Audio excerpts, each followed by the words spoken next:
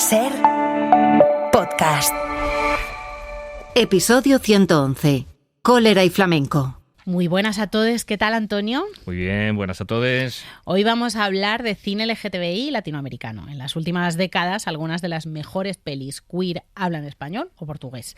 Ejemplos tenemos muchos, desde la brasileña El beso de la mujer araña, basada en la novela de Manuel Puig, que le valió el Oscar a William Hurt, hasta la cubana Fresa y chocolate, pasando por la argentina Miss Carbón, o la chilena Una mujer fantástica, que se llevó también el Oscar, en este caso a la mejor película en lengua no inglesa, en 2018. El problema es que muchas de esas películas, en países con una industria cinematográfica muy endeble, necesitan buena medida de financiación pública. Ya sabemos lo que el gobierno de Milei o el partido de Kast, próximo presidente de Chile, piensan sobre los derechos LGTBI.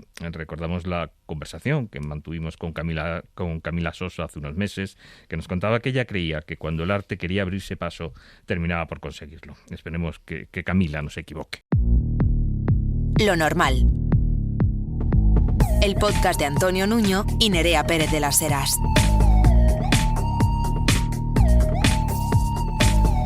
Un podcast normal. Nos reunimos ante su propiedad para proteger a los honrados hombres de la peste que cruelmente está afectando a nuestro pueblo. Debido al peligro que podrían ejercer las acciones de los habitantes, las salidas a la sociedad de todas las personas que vivan acá serán restringidas. Que entren. Para realizar este acto preventivo, Sacamos la chucha adentro y sacamos la chucha afuera. Hombres mineros que están hoy frente a ustedes estarán a cargo de la vigilancia y el vendaje de sus glóbulos oculares. Escuchábamos una escena de La misteriosa mirada del flamenco, la ópera prima del director chileno Diego Céspedes, que ganó en Cannes el premio Una cierta mirada. En esa escena están concentradas algunas de las claves de la película. Los años 80, en un pueblo perdido del desierto de Atacama, los mineros se ven amenazados por un grupo de travestis que viven en una cantina. Dicen que ellas les transmiten una enfermedad mortal con la mirada. La película está protagonizada por una niña, Lidia, interpretada por una fantástica Tamara Cortés. Ella vive en la cantina con Alexo Flamenco, su hermano, que hace las veces de madre adoptiva, al que encarna Matías Catalán. Y por encima de todas ellas, a modo de las madres de las casas de ballroom, la madre boa, Paula Dinamarca. Diego Céspedes, ¿qué tal? Muy bien, muchas gracias por la invitación. Feliz de estar acá.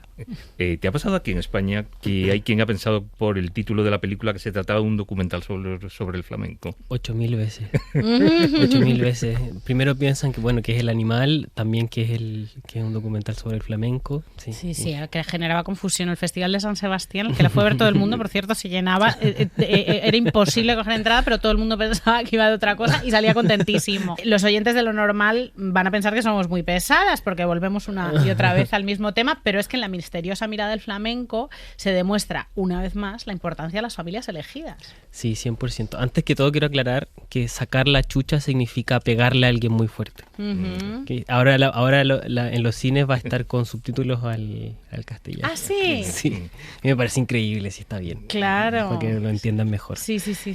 Me perdí. ¿Cuál era la Las pregunta? familias elegidas. Las familias elegidas, sí, para mí eso es central en la película y no hay nada más importante que eso. Una vez me preguntan mucho también si mi referencia es Almodóvar y yo digo no, me encanta, pero las travestis existían antes que Almodóvar. Total. Y las familias de travestis, de maricas, existían hace mucho antes. Y eso es la realidad. Y así sobrevivieron, y así se demostraban amor y encontraron un lugar en el mundo, creando sus propias familias que no son de sangre. Entonces, eso es algo que atraviesa. La película es una montaña rusa de cosas, de género, de emociones, que te ríes, te lloras, pero lo que sí atraviesa todo el tiempo es la familia escogida, porque así sobrevivió la comunidad por mucho tiempo. En esa montaña rusa de géneros, hay quien dice que tu película es un western a la chilena. ¿Estás de acuerdo? Yo prefiero decir que es una telenovela. que es como una telenovela con más dinero.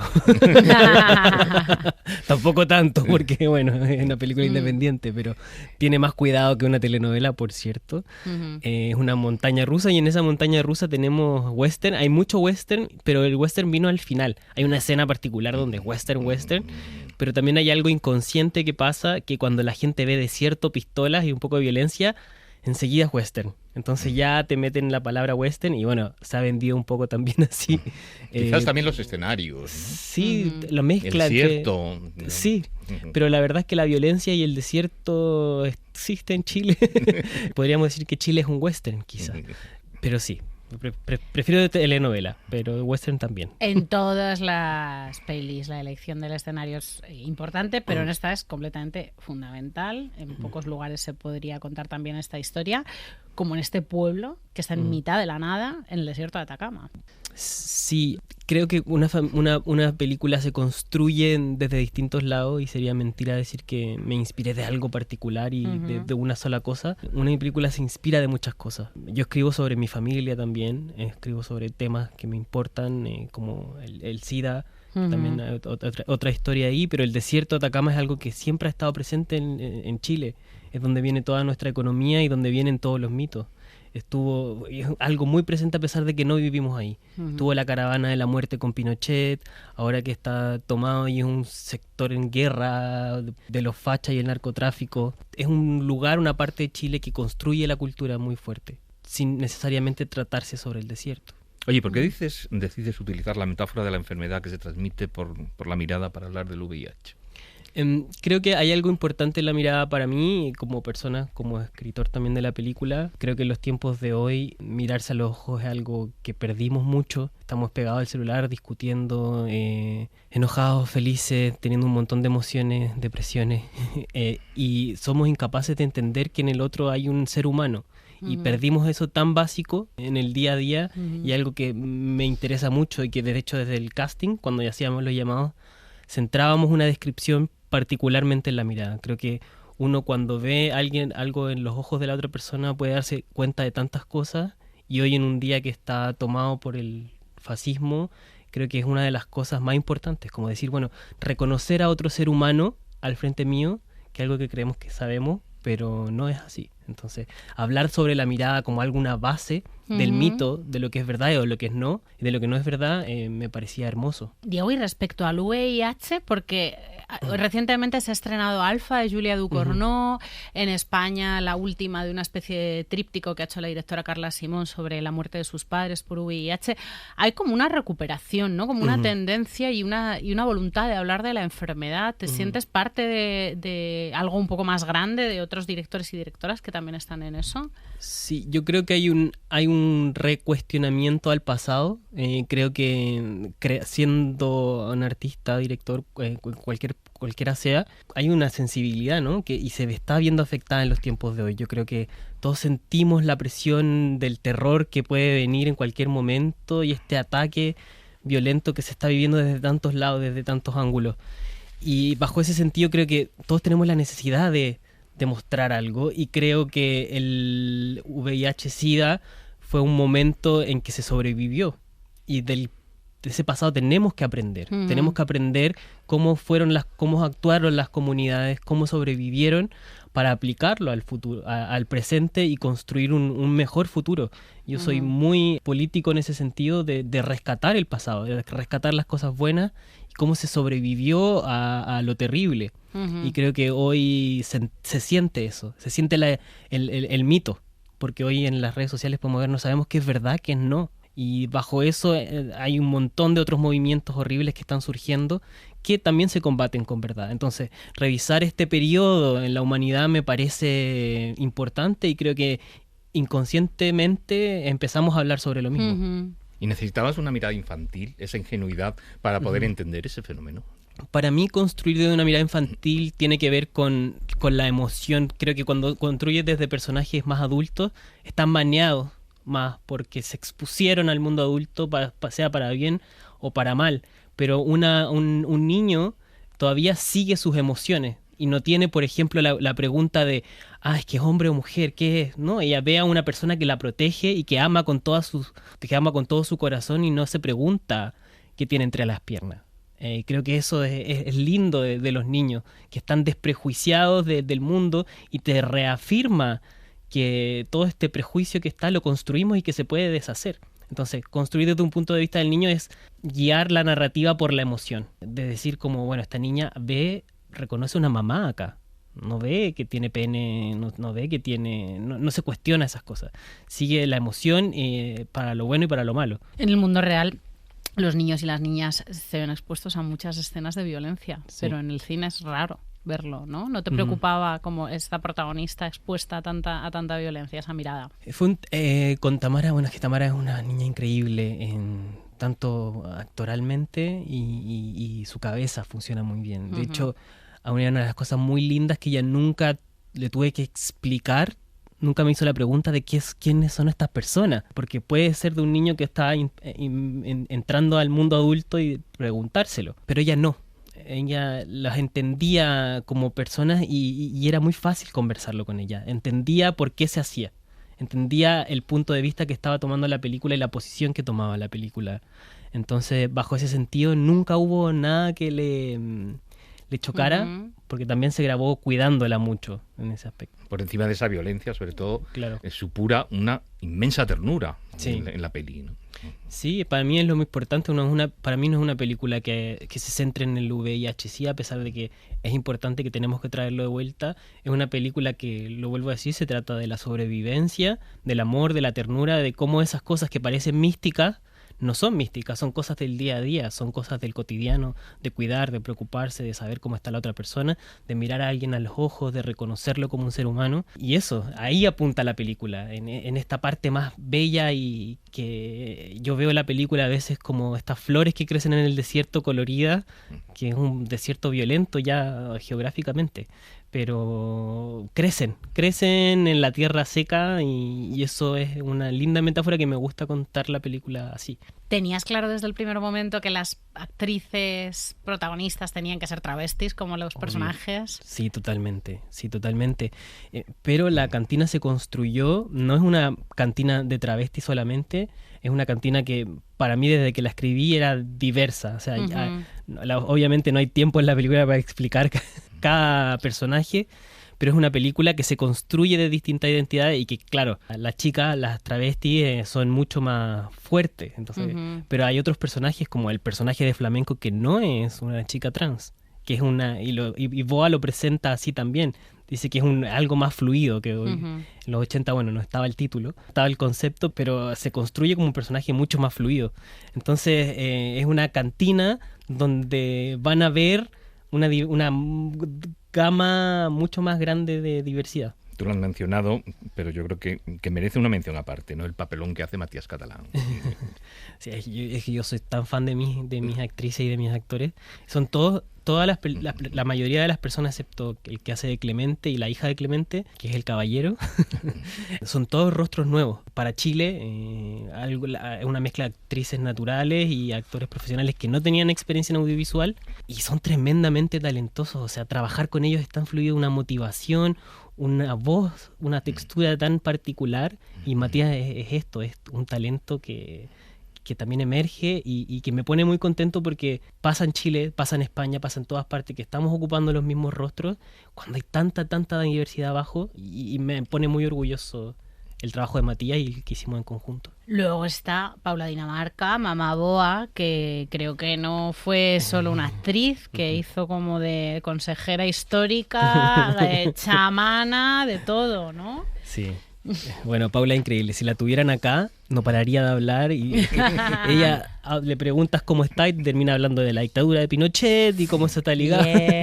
Ella es increíble, tiene una labia y también ella no estudió nada, tuvo muchos años retirada, pero es una natural totalmente. Mamá Boa, y también sí fue una clave porque es mi amiga y hicimos un trabajo juntos, y desde cosas tan pequeñas como explicarme, por ejemplo, es una coproducción con Francia, entonces el coproductor francés una vez tomaba el guión y me preguntaba, oye, pero ¿cómo se tratan de maricones? ¿Cómo se trata? No hay que ponerle etiquetas como a cada uno y Paula estaba enojada y dice, mira, estamos hablando de una película en los 80. En los 80 habían travestis y maricones. Claro. Entonces, y cosas tan pequeñas como esa hasta algo más profundo de las relaciones familiares que se establecen en toda la película, fue una clave, Paula. Ujú.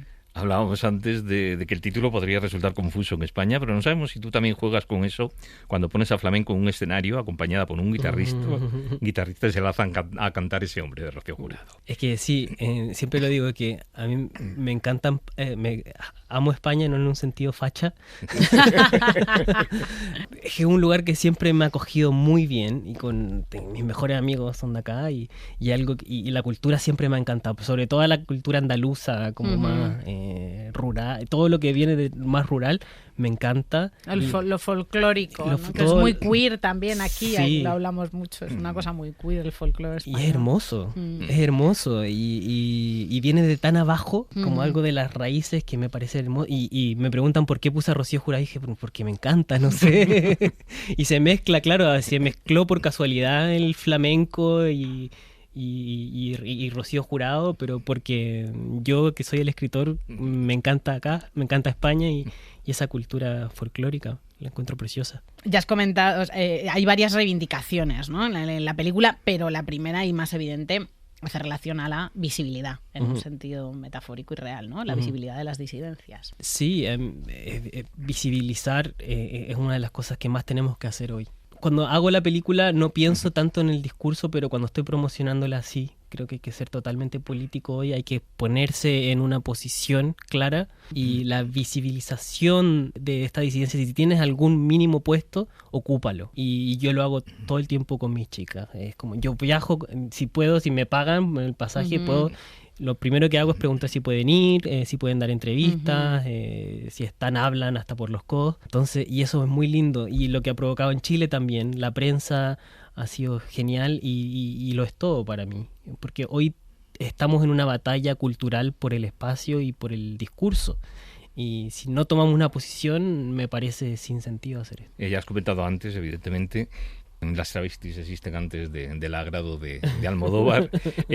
También has comentado en alguna ocasión que no habías leído el libro, pero es difícil ver la misteriosa mirada del flamenco y no pensar en las malas de Camila Sosa, ¿no?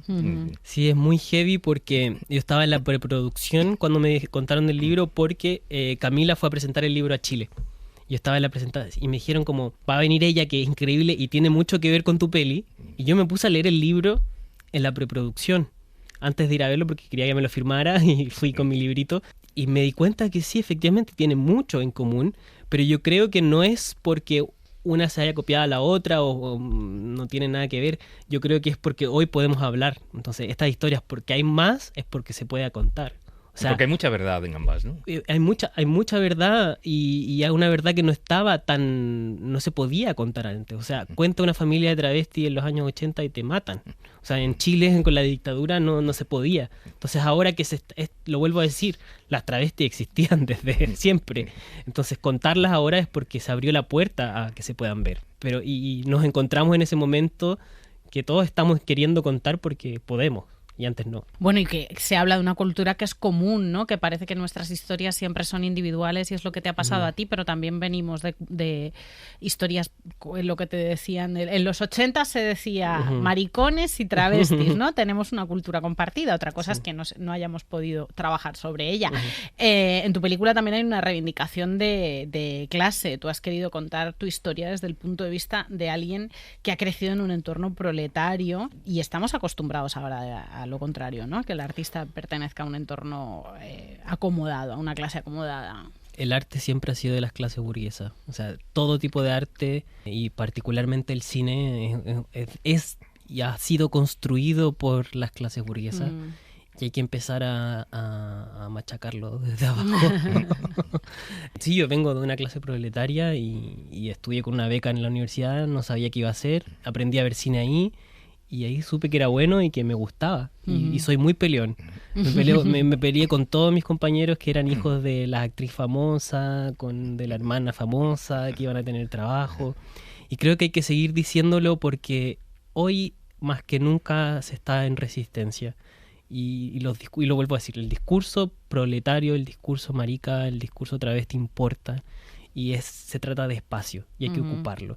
Y por eso cuando gané el premio en Cannes lo dije, porque siento que inspira al final del día. Y puede sonar mágico, puede sonar un poco película de Disney, pero es verdad que si yo supiera que nadie hay de mi clase social haciendo cine, me sentiría más solo.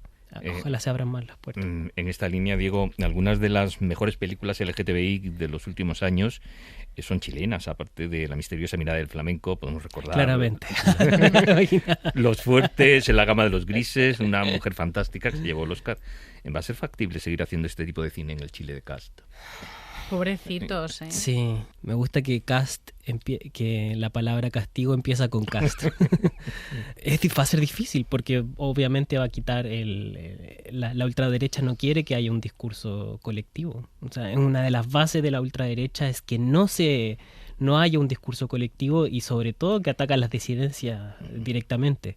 Entonces no va a haber soporte público para hacer películas en el discurso se persigue. Cuando el discurso ultraderechista va ganando espacio en el inconsciente chileno, se te hace más difícil, porque la gente no quiere participar, porque todo tipo de contacto se te hace más intervenido. Entonces sí, lo vimos en Argentina con Milei y yo veo a mis compañeros argentinos como esto pesa tan fuerte y probablemente en Chile va a pasar lo mismo. O sea, lo vuelvo a decir, la resistencia va a tener que ser más fuerte porque se van a bloquear los recursos y se van a bloquear sobre todo un discurso más democrático. Pues Diego Céspedes, mucha suerte en ese contexto y muchas gracias, que La misteriosa mirada del flamenco continúe por esa senda tan exitosa por la que ha discurrido sus primeros meses. Diego. Muchas gracias. Gracias por hacer esta película. Muchas Diego. gracias. Lo normal. Un podcast normal.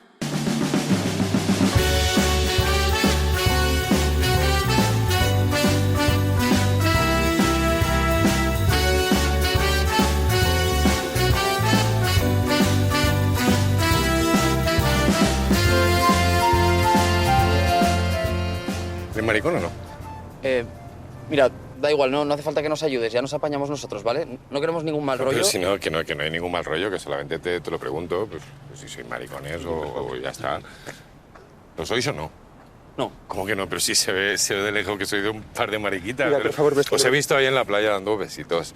¿Por qué dices que no ahora? Bueno, no te acerques, a ver si la vamos a liar, ¿eh? Oye, y si quieres la liamos, venga, vamos a liarla. Tú cállate la boquita, cállate. Que os he visto cómo se estabais comiendo la boca ahí en medio de todo el mundo, que esto es una playa familiar, chaval. Nos da vergüenza, en serio. De verdad que nos da vergüenza. ¿Eh? No está falta... ¡No lo toques! Que no lo toques, te toco no a ti. lo toques, tranquilízate, por favor. ¿Te toco a ti la carita? Tranquilízate. ¿Quieres que te toque a ti la carita? No, por favor, tranquilízate. Me estás faltando el respeto a mí y a toda la gente de la playa. ¿Te enteras o no te enteras? Esta conversación, por llamarla de alguna manera, forma parte del cortometraje Cólera, dirigido por José Luis Lázaro, interpretado por Jorge Motos, Manuel Canchal y Nacho Fresneda. Dos chicos se marchan de la playa, se dan cuenta de que se han dejado la llave dentro del coche y piden ayuda a un conductor que pasaba por allí. El conductor es el energúmeno al que escuchamos hostigar a los dos chicos. Son solo 9 minutos, pero son 9 minutos de una intensidad abrumadora. Todos hemos sufrido en alguna ocasión un incidente parecido y por eso estoy seguro de que muchos nos sentimos más protagonistas que espectadores en este corto. José Luis Lázaro, ¿qué tal? Hola, ¿qué tal? Gracias por invitarme.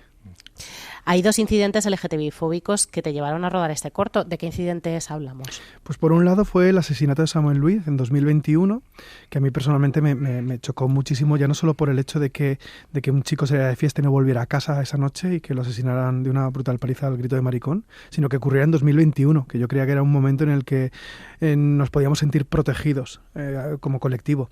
Y por otro lado, un par de años después, en 2023, durante el estreno de una ópera en Sevilla, dos energúmenos se levantaron y empezaron a increpar a los actores durante una escena en la que había un beso homosexual y detuvieron la obra de teatro. Entonces esos fueron los dos gérmenes que me impulsaron a escribir Cólera. Creo que tú tampoco te has librado y has sido víctima en más de una ocasión de acoso y ataques homófobos, ¿verdad? Sí, bueno, el 80% de los miembros del colectivo hemos sufrido algún tipo de agresión LGTBI-fóbica. Yo soy uno de esos que han sufrido. Yo, pues en el instituto sufrí bullying, de hecho tuve que cambiar de colegio en tercero de la ESO, y bueno, son cositas que te dejan marcado, ¿no? Y te acompañan el resto de tu vida. Háblanos de la intensidad de esos 9 minutos, que es una intensidad que se trabajan muy bien los 3 protagonistas, con lo que todos hemos gozado con Nacho Fresneda por su Alonso de Entre Ríos en El misterio del tiempo. ¿Cómo podemos llegar a odiarlo por la interpretación que hace en Cólera? Y el pobre lo está sufriendo, ¿eh? Porque se lo dicen. Y en el fondo es un tipo súper afable y él llegó a decirme que la única bandera a la que creía era el arco iris. Así que... Pero sí, la intención era demostrar cómo en este breve espacio de tiempo todo puede cambiar, ¿no? Y lo estamos viendo también a nivel legislativo, ¿no? Lo que nos cuesta conseguir derechos y lo fácil que nos los pueden quitar, y está pasando ya. En Madrid ha pasado, en Valencia, que es de donde yo soy, está ocurriendo. Y al final es eso, que cuando menos te lo esperas, en un giro de los acontecimientos que puede ocurrir en tan solo 9 minutos, todo puede cambiar. Sí, porque fíjate que a pesar de que Nico y sobre todo Guillem intentan contemporizar, el conductor homófobo busca la bronca y no para hasta que la consigue, claro. Sí, aquí me interesaba mostrar dos maneras de afrontar esta situación. Por un lado está la opción de Nico, que es el chico que lleva el espido rosa, que no cambia de idioma, porque ellos hablan en valenciano en el cortometraje hasta que llega el agresor y les habla en castellano. Y sí que, aunque está amparado un poco, pues tiene a su novio de parapeto, sí que es capaz de responderle, ¿no? De tú a mí no me vas a decir cómo vestir o no. Mientras que Guillem, que es el chico al que agreden físicamente, desde el primer momento se niega a sí mismo. Cuando le preguntan si es maricón, él dice que no, que creo que es un mecanismo de defensa que tenemos, y llega a pedir hasta disculpas por haber estado en la playa y prometer que no volverán allí. Hay un espectador que es el niño, el hijo del agresor. ¿Cómo podemos interpretar ese gesto de terror cuando Nico se acerca del coche para recriminarle al padre la agresión? Pues claro, la cosa es el niño de quién tiene miedo. De lo que acaba de hacer su padre, o del chico desnudo que corre iracundo hacia su coche. Al final, un niño de esa edad, que ronda los 6 años, yo creo que ve a su padre como un héroe, y que a pesar de que probablemente le impacte lo que acaba de hacer su padre, lo justificará y pensará que esos chicos se lo merecían. Si mi padre ha hecho esto es por algo. Y luego también la cara de terror de Nico al descubrir que ha habido un espectador pasivo, que hay un niño que ha presenciado todo esto, ¿no? Y lo que es lo que le detiene justo al final del cortometraje. En relación con el niño nos das otra clave, porque el niño es el mismo que al principio del corto le destroza a unas niñas el castillo de arena que están haciendo, ¿no? Sí, al final... es un alumno aventajado de su padre. Exacto. Al final yo creo que la violencia, y en este caso pues la LGTBI-fóbica, es una cuestión educativa, y lo digo siempre que tengo ocasión, que no hay ningún niño que nace siendo homófobo. O sea, eso se construye, se mama, ¿no? Y este niño ya ha empezado a aprender. Al inicio del corto es a unas niñas sobre quien ejerce esa violencia infantil, ¿no? Pero ya está ahí, ¿no? Siempre acaban fijándose en el eslabón débil, ¿no? Unas niñas o unos gays o... ¿Por qué decidiste rodarlo en plano secuencia? Por un lado, porque quería contar esta historia en tiempo real, sin artificios, que fuera lo más naturalista posible, que se acercara incluso un poco a lo documental dentro de la ficción, para que el espectador fuera un testigo, no un espectador, ¿no? Que formara parte del relato. Y para no tener ningún tipo de artificio, de hecho, a pesar de ser un plano secuencia, intentamos hacerlo bastante sencillo, ¿no? Que el espectador no pueda salirse fuera y decir, está siendo un plano secuencia, ¿no? Como a lo mejor en la serie esta de adolescencia, ¿no? Que de repente te mete una virguería técnica que te saca por un momento. No, hay una cosa muy bonita, y es que ha habido gente que no se ha dado cuenta que es un plano secuencia, que cuando lo hemos comentado después ha dicho, ostras, es verdad, no me había dado cuenta. Y yo creo que es porque conseguimos meter al espectador en estos 9 minutos a tope. ¿Cuántas tomas tuviste que realizar? Pues mira, la que habéis visto es la última, que fue la 11ª. Afortunadamente el cristal que se rompe es digital. Pudimos hacerlo tantas veces como quisimos, pero bueno, Nacho, que ha trabajado con Sorogoyen en El Reino, y que Sorogoyen es uno de nuestros reyes de los planos secuencias, dijo que ni tan mal, que 11 están bien. ¿Crees que comportamientos como este, el de este energúmeno, son una excepción, o que está mucho más extendida la homofobia de lo que pensamos? Pues yo creo que sí. Y de hecho, mira, escuché el otro día vuestro programa con Suprem, Y arrancabas, Antonio, hablando de un montón de agresiones que han habido en nuestro país. Y son agresiones invisibilizadas, que la prensa no se ha hecho eco, el colectivo, yo no era consciente, ¿no? de la mayoría de las que comentabas. Y al final ocurre mucho más de lo que pensamos y también era el hacer el corto hablando de esto era un poco demostrar que sí, que esto pasa, ¿no? En el último estudio del Observatorio LGTBI indicaban que se han triplicado las agresiones físicas violentas sobre el colectivo, que hemos pasado de un 6% a un 16%, mucho. Entonces sí, claro, esto yo creo que va más. Yo creo que homófobos han habido siempre y siempre habrán, pero hasta ahora yo creo que eran conscientes de que su discurso no era bien visto en la sociedad y ahora se sienten respaldados incluso por gobiernos, ¿no? Que están lanzando estos discursos que creíamos extinguidos y olvidados y que parece que los están recuperando. Así que sí, yo creo que hay más de lo que pensamos. ¿Crees que la razón, el origen de esto está en el auge de la extrema derecha, que como bien decías, facilita que lo que sujetos como este no se atrevían a hacer y decir hasta hace poco, ahora se sientan empoderados para hacerlo? Claro, si desde estamentos superiores te están dando razones para que tú hagas el trabajo sucio, ¿no? Es decir, ellos te dicen son el enemigo, cuidado con lo diferente, al final yo creo que son sus hormigas obreras, ¿no? Ellos ejercen esa violencia en las calles, mientras que ellos los avivan desde el Congreso, desde instituciones. Ellos terminan denunciando. ¿No tenemos muchas veces la impresión de que denunciar no vale para nada? Que muy pocas denuncias llegan a tener consecuencias.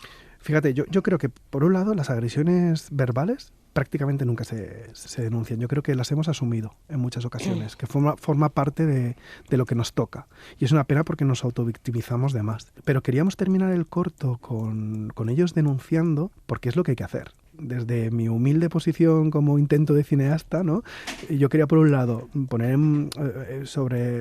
darle visibilidad a un tipo de agresión concreta, pero también a que existe esta posibilidad y que se tiene que hacer, ¿no? Y que al final hay herramientas que nos permiten denunciar y castigar, ¿no? a este tipo de agresores. Pues recordemos que podemos ver Cólera en Movistar Plus. José Luis Lázaro, que Cólera tenga mucho éxito en el recorrido que le queda por tener. Muchísimas gracias. Gracias. Hasta luego.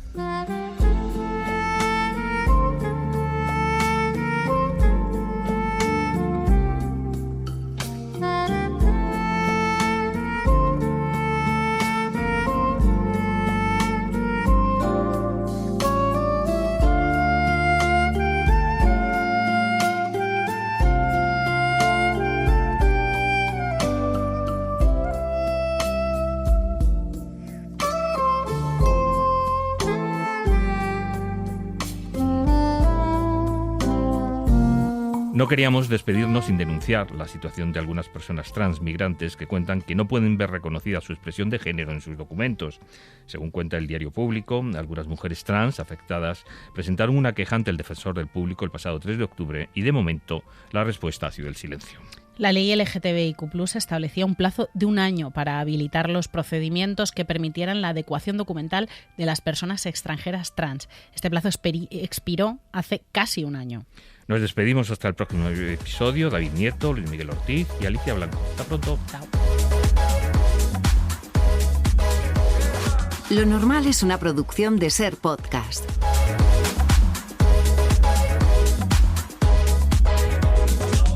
Dirección y presentación, Nerea Pérez de las Heras y Antonio Nuño. Guión y producción, Tony Quart. Realización, José María Sendra.